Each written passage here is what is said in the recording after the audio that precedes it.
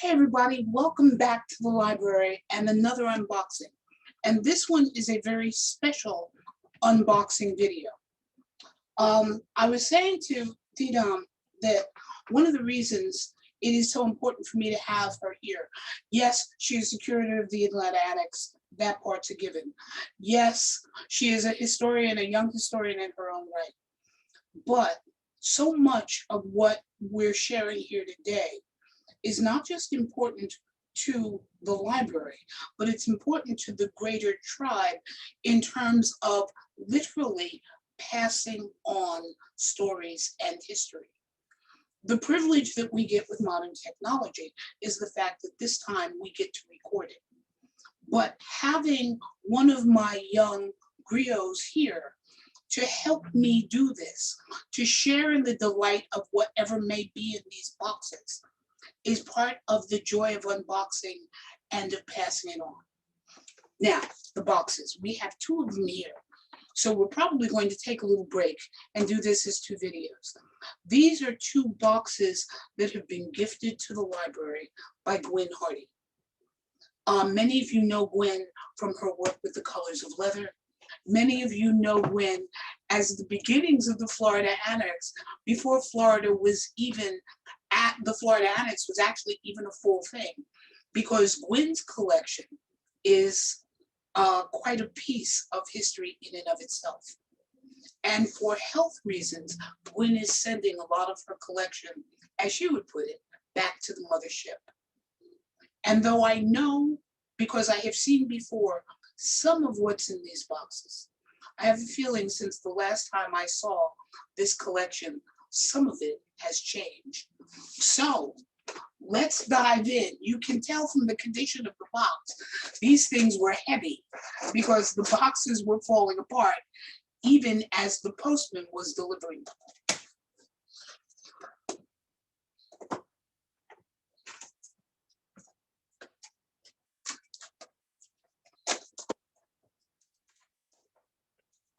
I had, let's just toss it, it's gone. Gwen's work with the colors of leather was really quite extensive. And the original purpose of the website was to teach herself leather history. And in doing so, she became an expert in a number of areas. But her greatest love was with pins, patches, and club colors.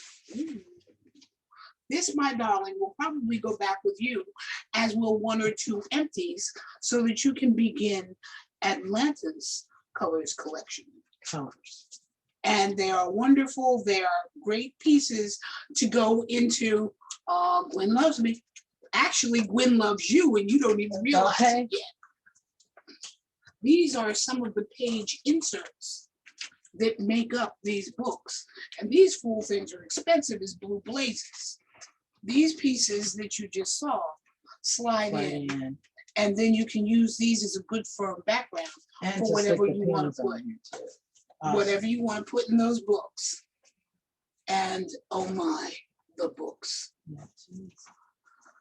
Grab one, Don, pull one out and read the tag, and let's talk about what's in here. So this tag says East on it. Let me support you. This one.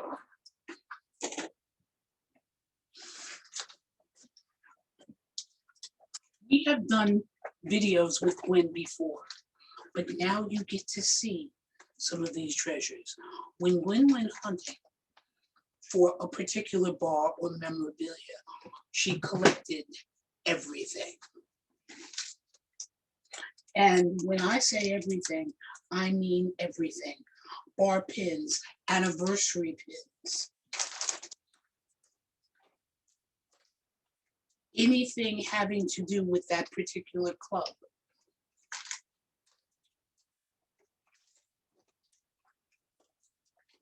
And she shares this particular obsession with a young man named Scott Erickson from Massachusetts, who also is a pin historian. and he and Gwen could get going and tell some serious stories about events, event pins, and so on. Are any of these familiar to you, baby? Or some, do you have some questions about some of them? All just amazing. Just looking at some of them, motorcycle clubs. And then there were also some that were, like you said, event pins, like here's an event pin. The Gathering of the Eagles, 1982, Montreal Motorcycle Club. So, oh, P-Town. We've been to P-Town. Yeah, so awesome P-Town. The person she's talking to is hidden off camera. Yes, he is off camera. So I just find it amazing that she was able to keep both versions of pins, these being the older versions of pins and then the newer version of pins, because these are rarely seen and they're hard to find too. Very. Very hard to find. Here's another P-Town. So just amazing collection. And for her to be able just to find them. Oh, look. A small fist pin at the bottom. You know, both of our eyes are trying to see through the glare.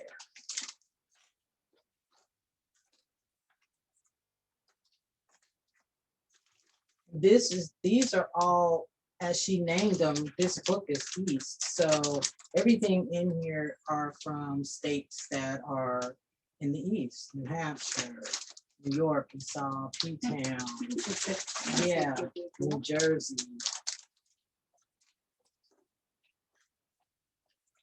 Drummer, a very small drummer. But look, but that's still East. Atlanta is in the house.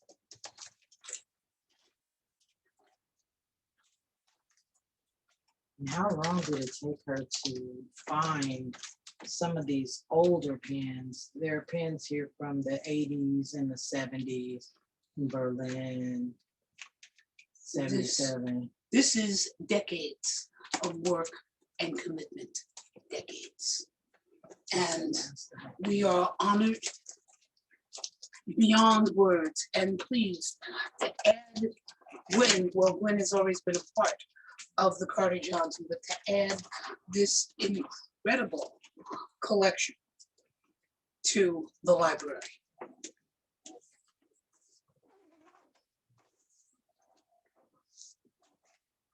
Let's see what else is in the box. What stories to tell to my young Griot? So she has miscellaneous West. What does that one say? Bars. Bars. So these last two say bars, and then this one says miscellaneous. Oh, so you gotta go for the miscellaneous. Miscellaneous. Got to go for miscellaneous. Miscellaneous tag here.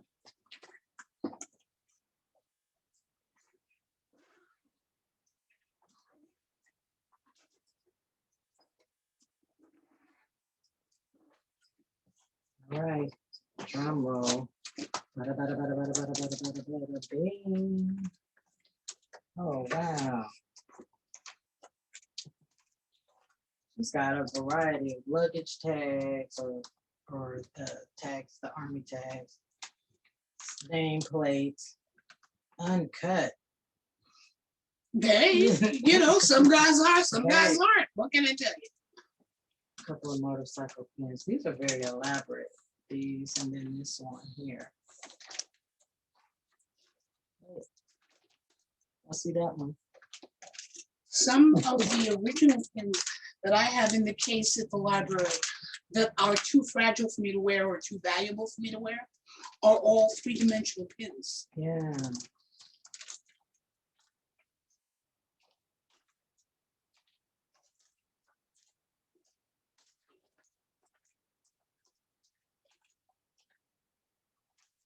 East Coast leather, folder pin, leather Levi uniform, Hemsel 25. That was she a good has, year. yeah, she has quite a bit. Hemsel 2004, 2006, 7, and then that one is 2011.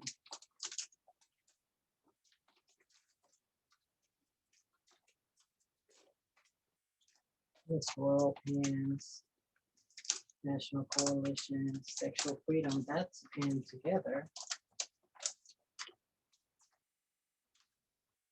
And the pins for the breast cancer and AIDS awareness. Leather Walk. Can't even tell what that one is. Can you? It's an anniversary pin for some club. The anniversary was 1999. And that's a question to ask Gwen. And by the way, if you are curious about anything you see, Gwen Hardy is on Facebook. So if you want more information about the clubs, the bars, any of the things you're seeing that we're showing, go ask Gwen.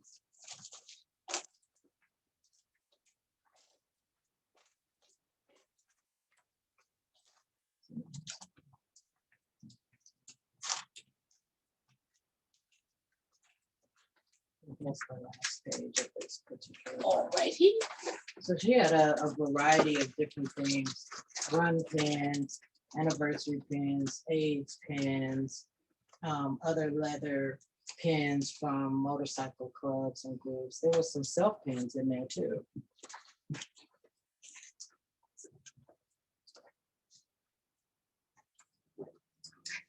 Why would you be interested in self? Self being held in Atlanta, for sure, and hoping in 2022 that the annex will be there on full display. So fingers crossed.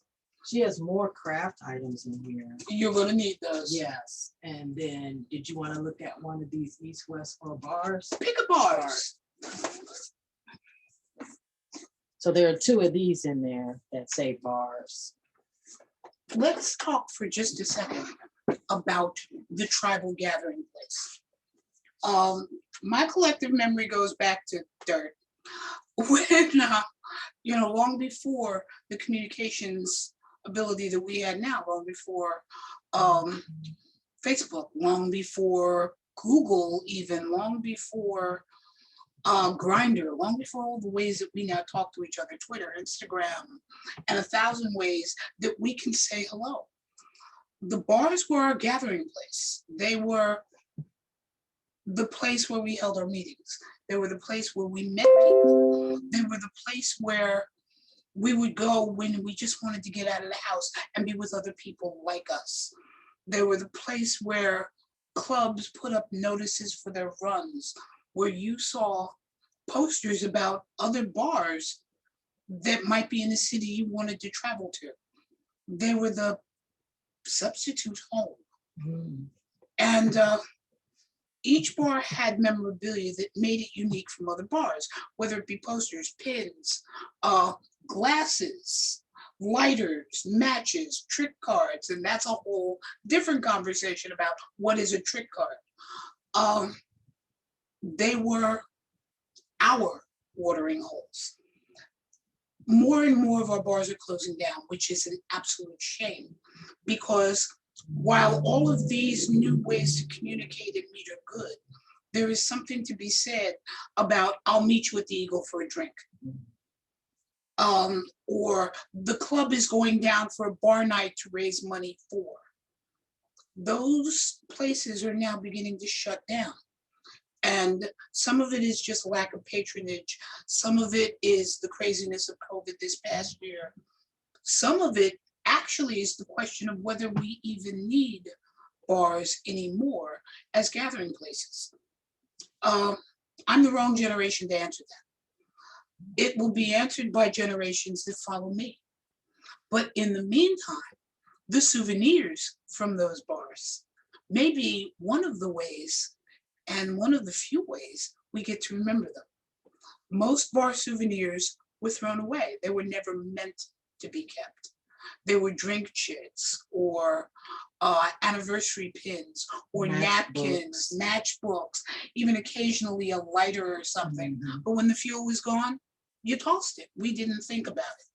Gwen has managed to find them, save them, round them up, beg them, borrow them. I'm not sure where she got half of them, and I'm not even sure how she got half of them was even cool and copacetic, but she managed to save them for us. Now, let's look at some of those treasures. Speaking of bar nights, I'm gonna ask you a question. How many bar nights did you work?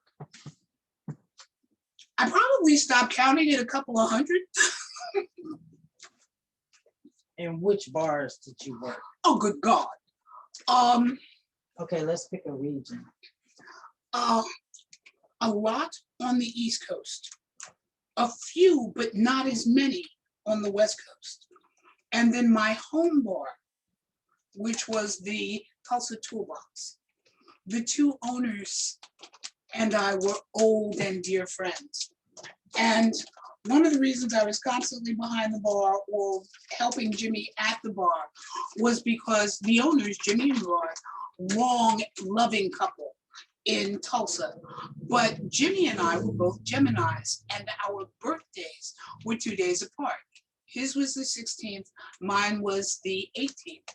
So on the 17th, whatever was going on that night, we would meet at the bar, have a drink, and then Vi would get behind the bar and hustle either, drinks with the patrons or just grabbing the empties and taking them and playing bar back, etc. Or being out on the patio, picking up and checking on my brothers. It was just what we did, a bar was shorthanded, some club member fell in. It wasn't a big deal. It was just what we did. Here are some drink coins, but you mentioned the bike stop earlier. Bike stop, Philly. Jill and I spent 16 years in a little town just north of Philadelphia called Willow Grove. And when she won IMSL, because IMSL that year, International Ms. Leather, was held in Philadelphia, the bike stop hosted any one of a number of receptions for the women. And the owners of the bike stop, two incredible leathermen, were always welcoming of women. The bike stop was 3 floors. We usually left the basement to our brothers. Occasionally we were invited down. Sometimes we went down and invaded them. But most of the time we were on the first floor having bar nights. They welcomed us. And when Jill was declared victor, the first stop we made after she got the sash was to the bike stop to let them know their hometown girl had won IMSL. Remember that's going to be a trivia question. So I saw the Gold Coast, and then we have Ramrod. There's another Ramrod. Isn't there a Ramrod bar in or title in Florida? There are Ramrod, Eagle, Toolbox, heck, even Eagle in Exile are all fairly common names for leather bars. Spike, well, of course, the most famous of them all, and the original was the Gold Coast. Mm-hmm. But just like finding eagles all over the country, you'll find ramrods in different places around the country as well. That's another trivia question. High elimination. You're doing a shout out to one of our Onyx brothers who happens to be a title holder? Ramrod title holder. And speaking of Spike, we have Spike here. Spike Club. This one is San Francisco. Their first anniversary was in 1978. So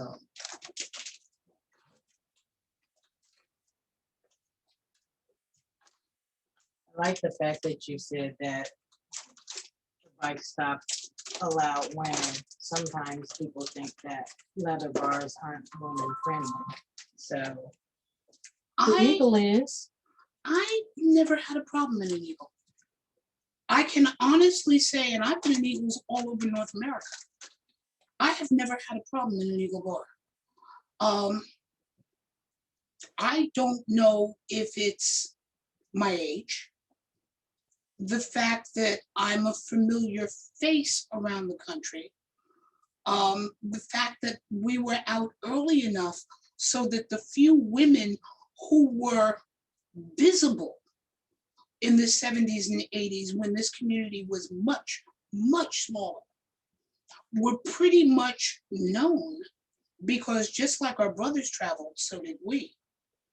And like my first trip down to Dallas in the late 70s, my brothers knew I was coming and were waiting for me. Hey, there's a little sister coming down.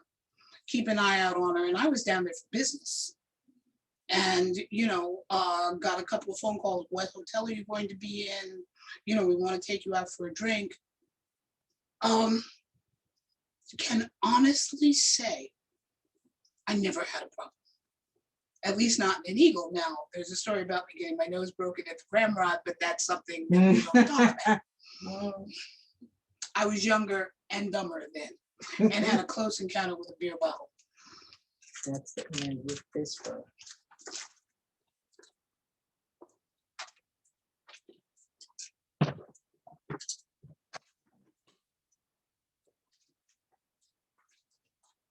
You want to go for one more before we take a break? We can go to one more. I would like to look at the last one that says bars.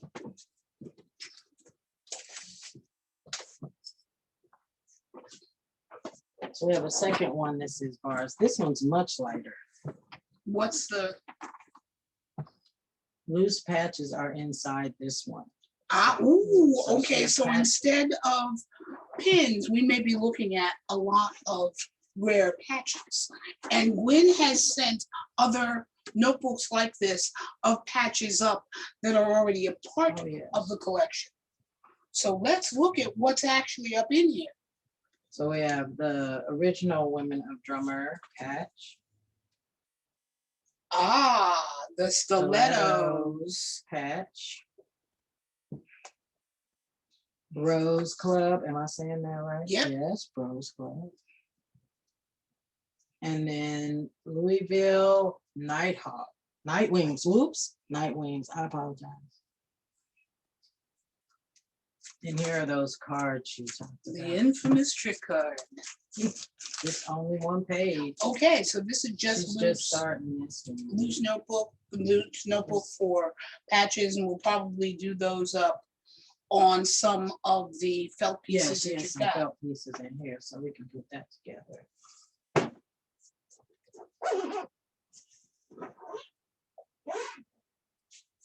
So awesome. Are we giving Atlanta a whole lot of ideas? Yes, you are, on how to keep pins, because I think that is the majority of little small trinkets that we have. We have a lot of small pins. We have a lot of the original pins, and we have some patches also that we found also in a box. So this will help us to organize it instead of just kind of laying them out. All good. Thank you, Gwen, for the idea, passing it on. Okay, so shall we take a little bit of a break and break this into 2 videos, or else it could get awfully long. So until we return, see you in the library.